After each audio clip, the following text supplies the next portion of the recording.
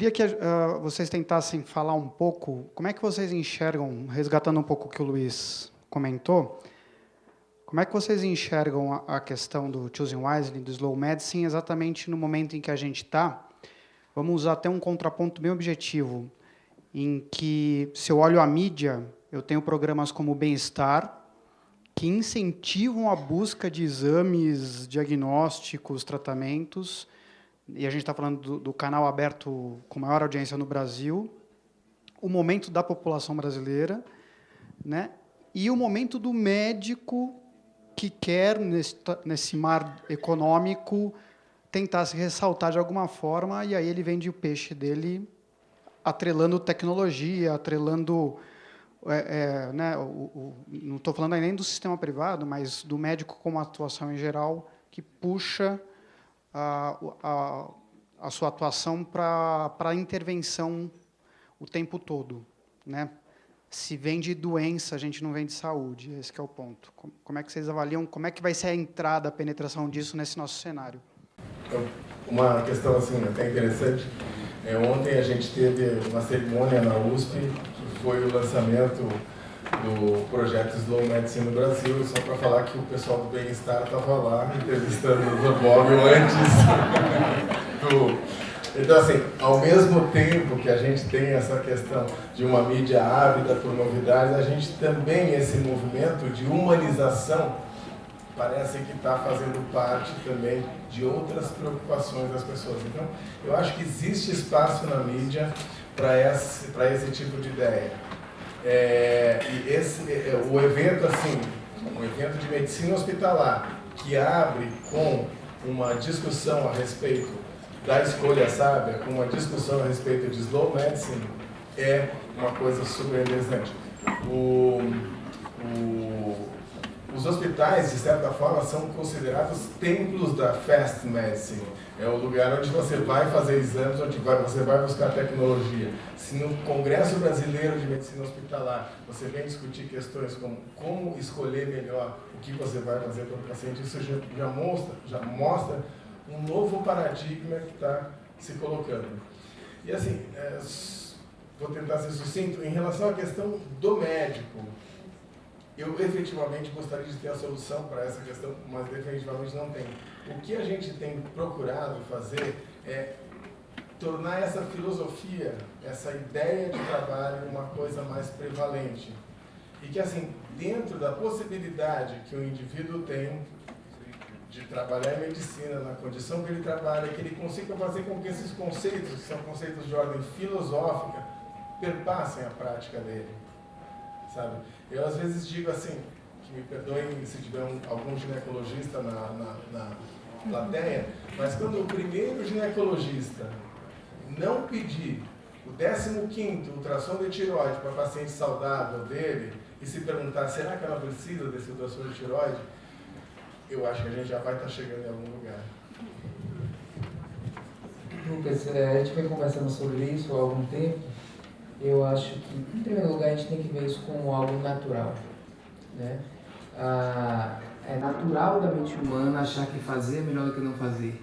Talvez no passado essa espécie sobreviveu porque nós corremos em vez de ficar parados, né? Então é natural esses vieses cognitivos que fazem com que não só médicos quanto a sociedade recebam bem a ideia, certas ideias que não são bem embasadas de prevenção ou certas ideias de superutilização. Então, vendo com naturalidade, a gente procura se aproximar dessa discussão, se aproximar dessas pessoas e não entrar necessariamente em conflito.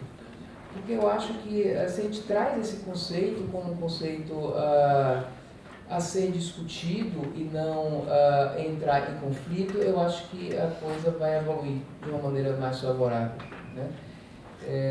Então, em relação à imprensa e aos órgãos, eles são ávidos por qualquer coisa que pareça ser interessante.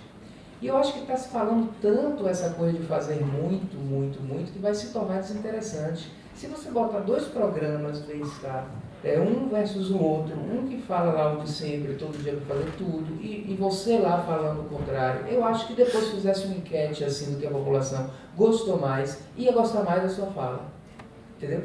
Então, eu acho, então a empresa está aberta para isso. Né? E uma vez a gente usando isso, eu acho que vai ser a tendência de vanguarda. Não fazer pouco em tudo. A gente tem que ter esse cuidado para a gente não virar também natureba, não fazer nada em ninguém. A gente tem que ter esse cuidado, a gente tem que mostrar que a gente vai fazer o que precisa fazer e não fazer o que não precisa fazer. A gente não pode ser sequestrado por esse conceito, isso é importante. A gente tem a racionalidade e a eficiência, né? Então, eu acho que se a gente levar assim, não necessariamente vendo que isso é uma situação anormal, é cognitivo achar, às vezes, que fazer muito é bom. A gente tem que trabalhar, discutir, eu acho que vai evoluir. E aí vai chegar num ponto que essa tendência vai sair de moda, entendeu? Vai virar vanguarda, outra coisa, todo mundo vai querer fazer isso.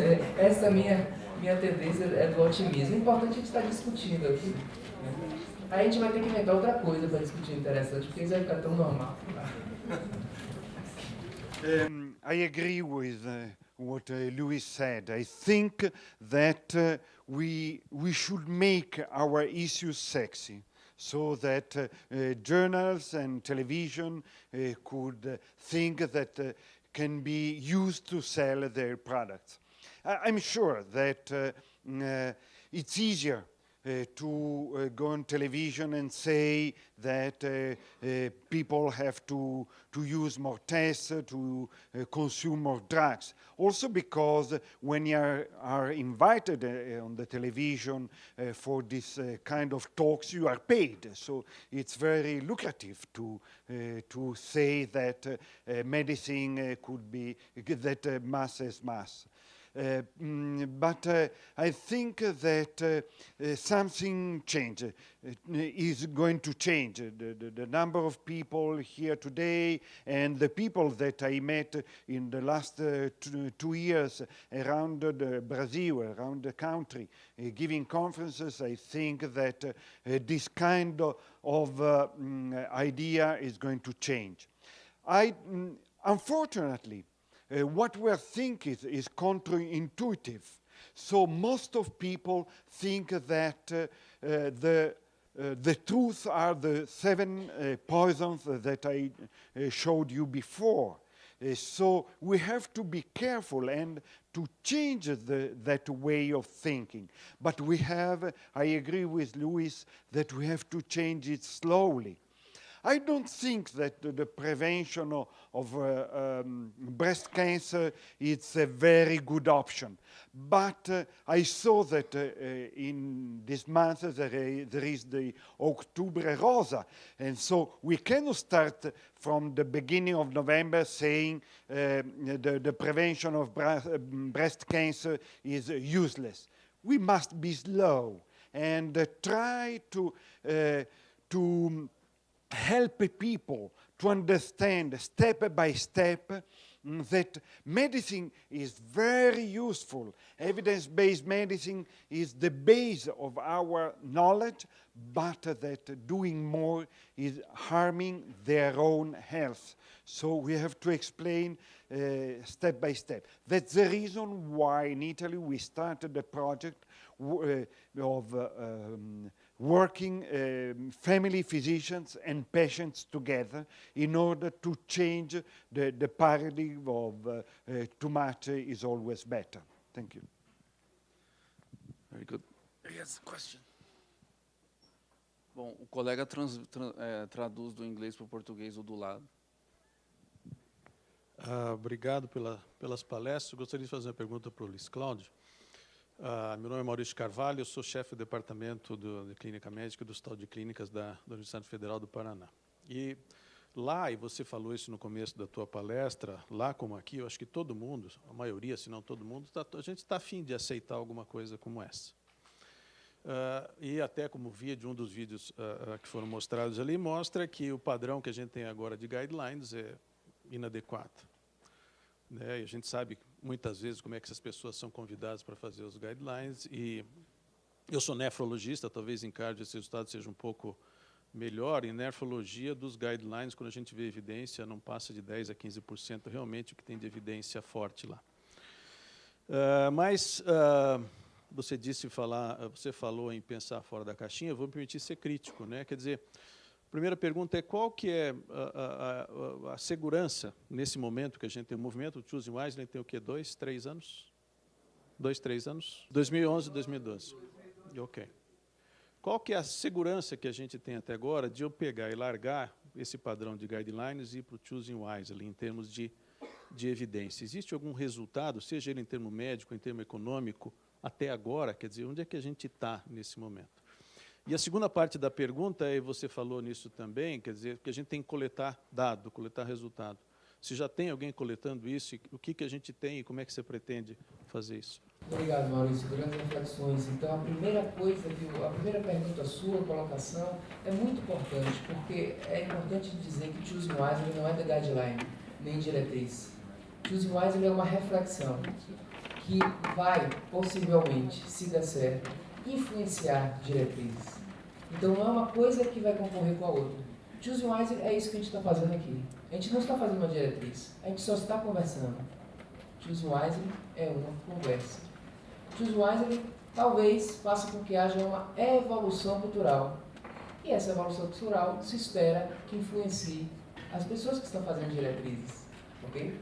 Então, não é regulamentação. Diretriz, inclusive, é vista no Brasil, às vezes, como algo tanto regulamentador, que se eu não fizer, ou fizer o que está numa diretriz, eu posso ser até questionado.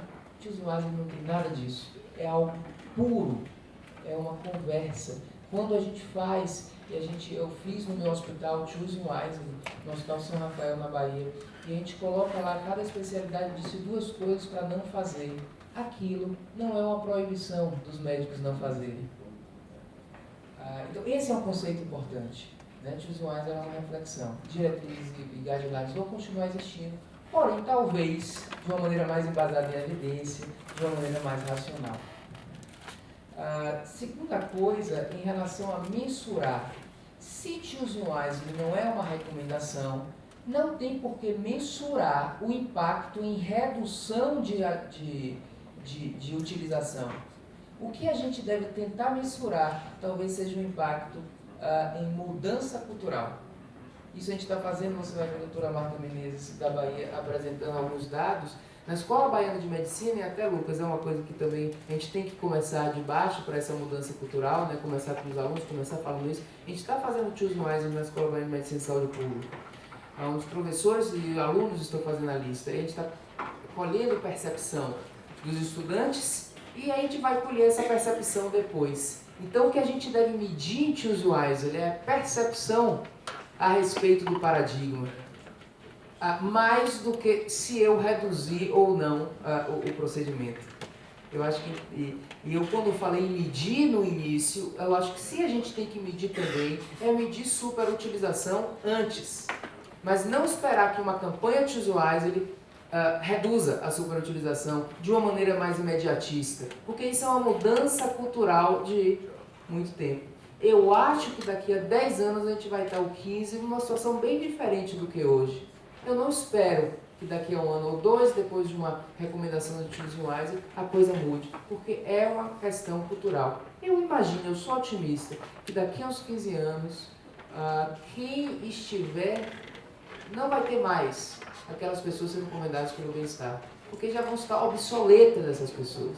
Né? Obrigado pelas questões. Senhor, por favor. Meu nome é Raul, eu sou gastroenterologista em São Paulo. Eu tenho sensibilizado por essa questão. Realmente, na minha prática como gastroenterologista, eu tenho percebido realmente um aspecto que me chamou a atenção nesses últimos anos, a questão da endoscopia, né? Como os pacientes que têm uma simples gastrite vêm, às vezes, no consultório já com 5 endoscopias com gastrite antemática antral, e é um conceito que, às vezes, é difícil a gente conseguir quebrar essa questão para os próprios pacientes, né? Mas isso é uma coisa realmente muito mais ampla. Eu acho que é um grande desafio, realmente, essa realidade, até porque o Choosing Wisely não vai objetivar um público-alvo específico, é trabalhar com os pacientes, com as sociedades de especialistas, com os próprios médicos. Então, a forma de você abordar esses diferentes públicos é diferente, né? Então, acho que é um grande desafio, realmente, uma mudança cultural, realmente é um passo, acho que tem que atuar em várias frentes. Eu tenho percebido, realmente, no Canadá e nos Estados Unidos, onde surgiram, cada país tem sua particularidade na forma de implementar essas estratégias.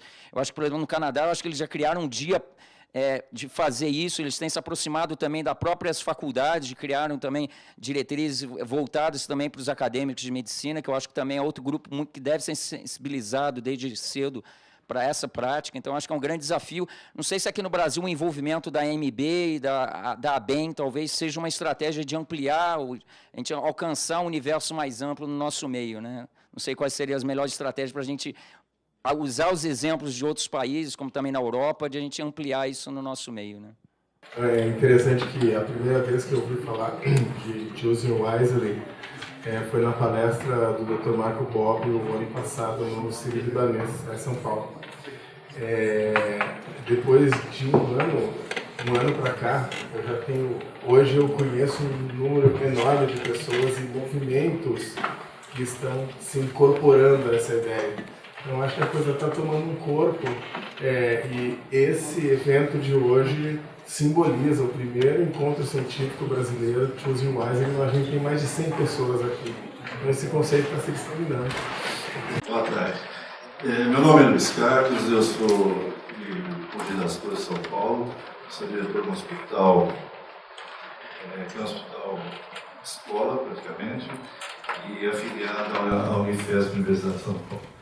E eu queria participar, não vou perguntar nada, que nós adaptamos o Choosing Wisely no nosso hospital já há algum tempo, e porque como é um hospital escola, nós temos muito acadêmico, nós temos residência, e isso está nos trazendo um benefício muito grande em termos de resultado. Tá?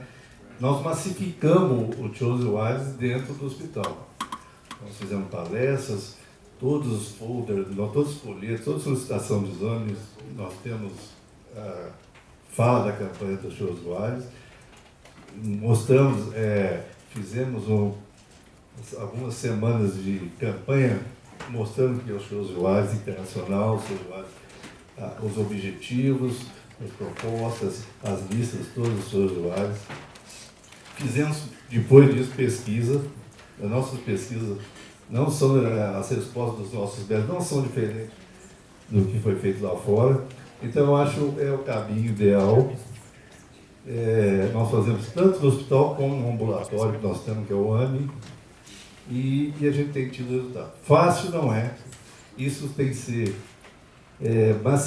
massificar mesmo, ir em cima e sempre, mas é o caminho ideal. E os resultados em termos de assistência melhor. Tinha uma pergunta para fazer vocês fizeram as próprias listas ou utilizaram? Nós utilizamos as listas, dessas listas, e o que nós fizemos? Nós mostramos nossas especialidades e dentro do nosso atendimento, no pronto-socorro, nós temos um movimento muito grande, peguei essa especialidade baseada nas listas e fizemos nossos protocolos ali. Então você fez esse protocolo. É isso. Então, você chegou já numa parte mais... Não, deixa isso com ele. Eu tenho dois aqui. O outro aqui, ó. Você chegou numa parte mais... Não, você não, lá no fim da coisa, né? Na realidade, você fez primeiro o Choosing Wisely, que foi as palestras, que foi a mobilização. Depois você fez protocolo. Protocolo não é Choosing Wisely. Ok? Então, Choosing Wisely é a reflexão. E é interessante que as listas sejam feitas pela própria instituição. Nós temos listas boas em diferentes países, mas o que vale é o processo de fazer a lista mais do que a lista, porque o processo é reflexivo. Então, cada instituição tem sua própria lista, porque tem uma diretriz para cada...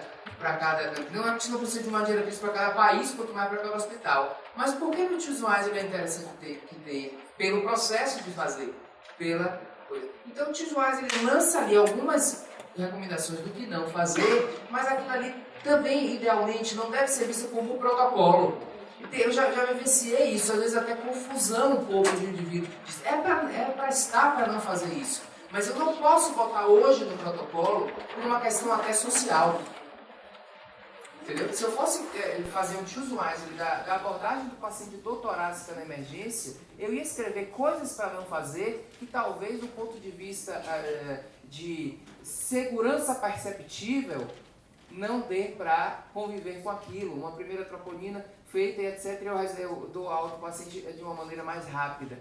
Então, uma coisa é reflexão. Acho que na lista do usuário deve ter, não faça isso, porque eu estou aqui no ideal. Mas quando a gente vai fazer o protocolo, talvez a gente ir um pouco mais devagar. E no protocolo vai ter um pouco mais de abertura para que aquilo entre sem grande conflito com o status atual de pensamento da sociedade. Entendeu? A minha sugestão é uma coisa é a reflexão que gera uma lista e outra coisa é o protocolo. Agora, a lista do usuário vai influenciar o protocolo. Né? Então, acho que... Hamilton Wagner, eu sou preceptor da Residência de Medicina de Família e Comunidade aqui de Curitiba e coordenador do Grupo Brasileiro de Prevenção Quaternária da Sociedade Brasileira de Medicina de Família e Comunidade. A gente diz hoje que a medicina baseada em evidência é um movimento em crise. E uma das coisas que a gente diz que é um movimento baseado em crise é porque a gente tem dificuldade com as evidências. Dificuldade porque, assim, quando se analisa criticamente as chamadas melhores evidências, a gente encontra bastante falhas estruturais nos trabalhos. Isso tem criado vários problemas para a gente, porque quando a gente vai discutir. Me agradou muito essa fala de vocês, principalmente essa da Slow Medicine. Eu conheci Cuneo, estive lá recentemente, e acho muito interessante que a gente faça a reflexão com o paciente sobre como fazer as coisas, porque a evidência que eu tenho não é sólida o suficiente para me bancar que se faça ou que não se faça muitas coisas. Eu tenho que realmente refletir com o paciente. E acho que esse momento de sentar e ouvir o paciente é um crescimento importante. E aí fica o desafio, até para os residentes que estão aqui comigo, os outros preceptores da medicina de família, da gente realmente se dar conta de que se eu não refletir com o paciente o que eu vou fazer, muitas vezes eu vou impor para ele a minha verdade. E a minha verdade pode não ser uma verdade que eu consiga sustentar ela, mesmo que a evidência melhor hoje diga que eu devo. Eu só citando alguns para provocar, né? Porque senão não tem graça. Mas a gente pode falar, por exemplo, hoje assim, pegando a área da cardiologia. Há muita certeza sobre o colesterol e hoje tem uma série de literatura questionando sobre se o colesterol seria realmente um fator de risco ou se seria um problema ou se seria só um achado casual. E hoje eu acabei de circular, né, uma fala que acontece na França sobre o mito do colesterol. E o trabalho que saiu no Japão ano passado, mostrando que as pessoas que têm colesterol um pouco mais elevado vivem muito mais do que as pessoas que têm o colesterol mais baixo. Então, questiona uma coisa que mexe na alma, né, do que se diz hoje em dia. E a gente pode falar de muitas outras coisas. Poderia falar da vacina do HPV, que a indústria vende como uma coisa boa, e a gente vê como uma série de literatura também questionando. Então, fica só a provocação. Mas Slow Medicine é algo para a gente conversar mais. Bom, eu vou passar a palavra para os três falarem um minutinho final e a gente encerrar. Pode ser?